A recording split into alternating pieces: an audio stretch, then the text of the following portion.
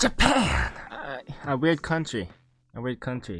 Animes, maid cafes, a lot of weird stuff. But hey, I live in Japan and there's a lot of weird stuff that when I was a kid, I thought that there were a lot of weird stuff here. Well, I was like, Mom, why is that homeless guy smoking a cigarette on the street even though he doesn't have money? And there's some like, Mom, why do staffs don't accept tips?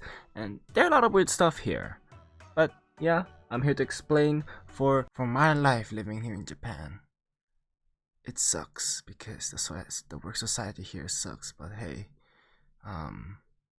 yeah, God help my soul. But anyways, you don't care about me. You all care about Japan, and some of you are like, please explain this weird Japanese stuff that you're sharing there. And yeah, I'm here to teach you. So I'm gonna Google search and then I will see if there's common, weird stuff that doesn't really explain much for you guys, and I'll try to explain my best. So yeah, anyways, let's go. Super weird game shows. Super weird game shows. Well, Japanese has this, weird sense of comedy. I mean, of course, comedy is comedy, but in Japan, there are some weird game shows. But it can be funny. It can be like a punishment game, that kind of stuff. But yeah, Japanese people do have the same, common comedy taste, but it's just that a little bit more sadistic. Vending machines aren't just for snacks and drinks. Yes, apparently, near my house, there is a vending machine that sells condom, and apparently, in red light districts, just like Shinjuku, Shibuya, Kabukicho, those places they also have vending machines that sells panties. So if you want to buy panties, you go there. Why vending machine for panties? Well, that's because there are two things. One is for females who they're like, oh no, I just dirtied my panty, that kind of stuff. And two, perverts. Ultra expensive square watermelons. I don't really care about it. But it says here, square watermelons were first designed to fit more compactly in fridges and to be cut more easily. But they have since become decorative items that can cost us $160. Yeah, just buy normal watermelons. Just cut them into small pieces and just put it in the fridge. That's it. Creepy or curious, the rent a Cuddle cafe. Okay, now that I have never heard before. But there's a lot of weird cafes in Japan, like I said, maid cafes, and there are also cute cafes like cat, dog cafe, bunny cafe. There are a lot of cafes here in Japan. But Cuddle cafe, I've never heard of before. But I'll try to explain from the Japanese perspective. Personal cuddle things like this is something that helps with Japanese loneliness. Because a lot of Japanese, for the past 50 years, loneliness and isolation was the main problem. That's why the suicide rates are high up, and that's why the population is going down. Why loneliness? Why does loneliness happen? It's because Japanese has really strict work business, and if you can't work for the company, you will lose your job. And most of the Japanese stuff here, we're really underpaid, and it really sucks. For an hour, some companies are like $15 per month or $10 per month, but that's not enough to live in Tokyo, because Tokyo is the best. Not the best place in Japan, but it's Tokyo is one of the safe area to live. It's great. It's really convenient to live in Tokyo, but still there are a lot of problems in Tokyo and in Japan. Sexual harassment, power harassment, etc. It's because of the stress they have, and it's because of the loneliness, like I said. So they have this rental cuddle cafes for them to have. Like I said, we're underpaid here. That's why they couldn't afford one, because body pillows cost a lot of money. And the body pillow right there, I got that sent from my friend from Florida. Fuck him. The most elaborate toilets in the world are the bidets. Ah, yes. I do have bidets in my house, yes. Let me see. It's really great to have a bidet in your house because, this might be graphic for some, but when you poop, sometimes, you don't really want to, put your hand with the toilet paper to shove it up your butt, and there's the bidet for it. It helps to clean your butthole. So yeah, bidets are really good. Different flavored Kit Kats. Yeah, Kit Kats is the company of the Kit Kat. They're really good. They're really good. I wouldn't say, they're like, oh my god, it's the best thing I've ever tasted, but they really have great ideas. But some of them are weird ideas for sure. I really do like one of the flavors that they made is like, cheesecake Kit Kat or, matcha Kit Kat. Yeah, they're really good. Yes, and there's also wasabi. All I want for Christmas is KFC. Wow. Alright, so KFC. Like I said, KFC is one of the cheapest things that you could ever have for chickens, fried chickens mainly. And reason why KFC is cheap and convenient. They're all over Tokyo, and every Christmas, a Japanese family buy them because it's cheap and convenient, and it's for $15 in a family-sized bucket. So yeah, they're really good. It's not really weird. It's pretty common here in Japan. Sleeping on a job is a sign of commitment. Wow, Jesus. Now, a lot of Japanese people might hate me here, but to me, sleeping on a job is a sign of commitment. I don't think so. Mainly, it's a desperation. Because, like I said, we're underpaid here. Please help me. Crooked teeth are a fashion statement. Okay. Yes, some people think that, crooked teeth are cute, and some of them think that, it's really good on them. I mean, I don't really mind if my girlfriend, if I'll ever have one, has a crooked teeth. I don't really mind. As long as their personality is okay. But yeah, some people do find it cute, some people don't find it cute, of course. So yeah, it really depends on the people. I don't really care. Kids clean their own schools. Yes, this is actually when you're a first grader. The school don't have janitors that much. They don't really have janitors hired. Some schools do hire janitors, but mainly teachers let the kids clean their schools because it's to study them and educate them to clean their own room too. Japan's hikikomori hermits. The shutins.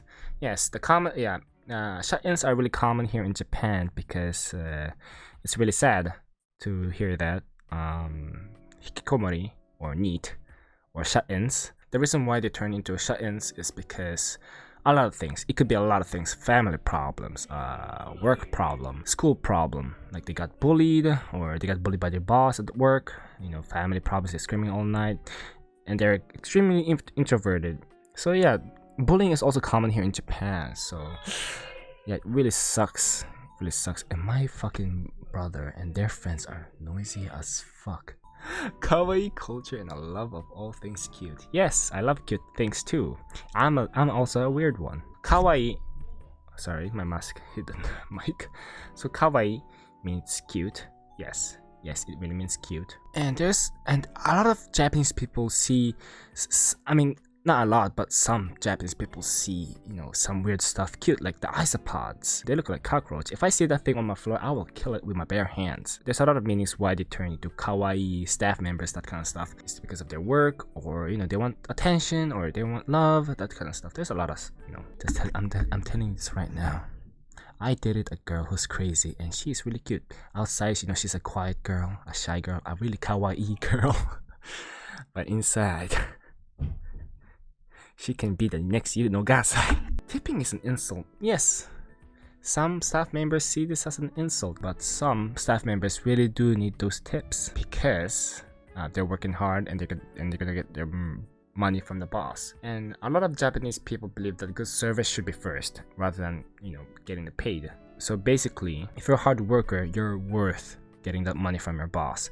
And if you're being a shit staff and you getting those tips and you getting paid, you might as well just stop working there. So it's really interesting mindset of Japan. It's like if you're a hard worker, you're worth something, but in reality, Japanese people don't get paid shit. This video can be me just complaining about Japanese work society. There's a lot of, some staff members actually do appreciate the tips and they need those tips because, some of them are actually part-time workers who save their money for college, for their family, that kind of stuff. And I think recently, a lot of more Japanese staff members do accept tips and make sure, and I mean this, really sure, that you have to put the money inside an envelope of some kind and then hand them. Let's say my phone is the envelope, and you hand them over like this and you bow, just a little bow, like dozo dozo, just like that. It's easy. And I'm telling you this right now, if you ever come to Japan and then if you really if you see the staff as a hardworking member and if they really seem like, you know, they're really doing their best damn job, just give them a bonus if you feel like it. Even $10 worth of bonus is okay, or $5. Just hand them over like this. It's just, you know, it's just that's a little bit disrespectful. Okay, shoes are often removed at home. Yes, you have to take off your shoes. Bathroom slippers. I don't really use bathroom slippers because I know my feet are clean. I wash them every day. And yeah, just make sure that the floors are okay. And if you want to use bathroom slippers, yeah, go for it. No slippers on tatami. Yes. You gotta remember it. You either use your bare feet or you wear socks. Shoes facing the right way. Yes, you have to make sure that you have to face your shoes outside the door. Proper way to leave shoes is to have them facing out so they're easy to put them on when exiting, and to leave slippers facing in towards the home so they're easy to slip in when you're entering. Mosquito? No, you have to die. Sorry, because you can pass around corona because you stab people with corona and you pass it on to fucking other people. You're dead. God, it's really hot in Japan too. Jesus, flies are everywhere, mosquitoes are everywhere. God damn. Chopstick abuse. Poking them into rice. Don't fucking do that in a restaurant or in your fucking house, because it means, you know, it's a disrespect towards dead people. Because poking chopstick into rice, that's like incense or gravestones in Japan. So you're just disrespecting the dead at that point. Passing stick to stick. Yes, don't do that. Don't do that. If you pass one food to another guy's chopstick, you know, like this, don't do that, because that's mainly for bones of human beings. so what I'm trying to say is, so kotsuge, passing the bone with your family member to the jar, it's because, you know, you can't physically do, you know, I mean, they have a special chopsticks for the bone picking process, but you need another family member to pick up the bone with, you know, 2 chopsticks, then put them in the jar. So, okay, like here, this is the only time in Japan when it is proper for 2 people to hold the exact same item at the same time with chopsticks. If you're gonna pass food with chopsticks, make sure that your partner has plate and you put the meat or, you know, vegetables or rice, you know, in their bowl, or meat. So please, if you're gonna pass food with a chopstick, if your partner is holding a chopstick and you know, go for it, don't do that. Just tell them to, you know, get their own plate. Train etiquette. Talking too loud on trains. Duh. You don't want to be too fucking loud. Sitting in the priority seats. Yes, please. And if you're even in normal seats, even if you see a grandma, you know, injured man, or, you know, pregnant woman, please hand them seats. That's really respectful towards Japanese people. Please. Putting bags or luggage on seats. Yes. Putting bags or luggage on seats. Don't do that. Skipping lineups. Don't. That's easy. PDA, public displays of affection. That's not really. Some rebellious teens are doing it nowadays, even if it's Corona time. Fuck them kids. But yeah, it's not really, you know, famous here in Japan. That's what I'm trying to say. Walking, eating. Unless you're an anime girl. Yeah. Walking and eating, just try to sit down or just stand up and just eat. Blowing your nose in public. If you're near the trash, yeah, go for it, but just don't make a lot of noise. Just don't make a lot of noise. Trying to open a taxi door manually.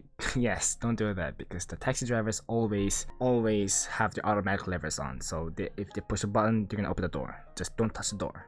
Don't. Garbage separation, please, for the love of God. I have a huge OCD towards this. A lot of my customers in my fucking store, they're just gonna throwing plastics towards the burnable, you know, fucking consumable items, and they put burnable items into the plastic bin, and they put fucking bottles towards the fucking glass bottle bins. Oh my God, my OCD is gonna kill me just by thinking of it. Please, for the love of God. There's a picture for it. There's a picture for it for the garbage bins. Please use those. Please use your eyes. Calling yourself by the honorific san. Yes.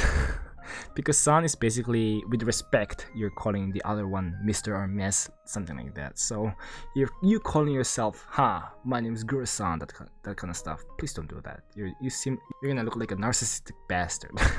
Wearing a black tie at a wedding. Don't do that. It means bad sign. It means bad luck in Japan. Pouring a drink for yourself and not for others.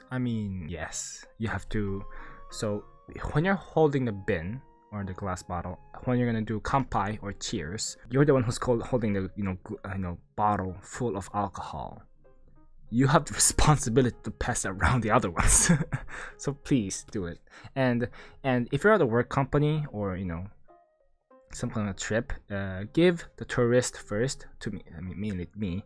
Give the tourist of yours the drink first, because because they're doing the hard work for you guys. And just make sure, if you're holding the bottle, you have the responsibility to pass the alcohol around others with your glass. So please do it. There's a lot of reason why Japanese people are called the xenophobic country. It's because a lot of foreigners don't know the Japanese culture. So please, if your friends are gonna go to Japan at one point, just please tell them what I say. I mean, I explained horribly, but please, for the love of God, don't disrespect the culture of Japan. And also, if you're gonna film outside, and if you're gonna do a vlog stuff or something like that, if it's for personal use, I don't really mind. But if you're gonna send it to YouTube, please hide your identity.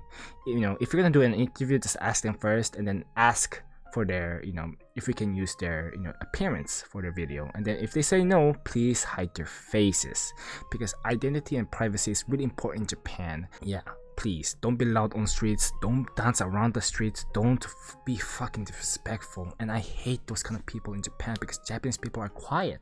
They're quiet unless they're drunk. I've seen drunk Japanese people. They fall down to train tracks and kill themselves. I mean, saw it. I actually saw it. Yeah. So at one time, this video goes downhill.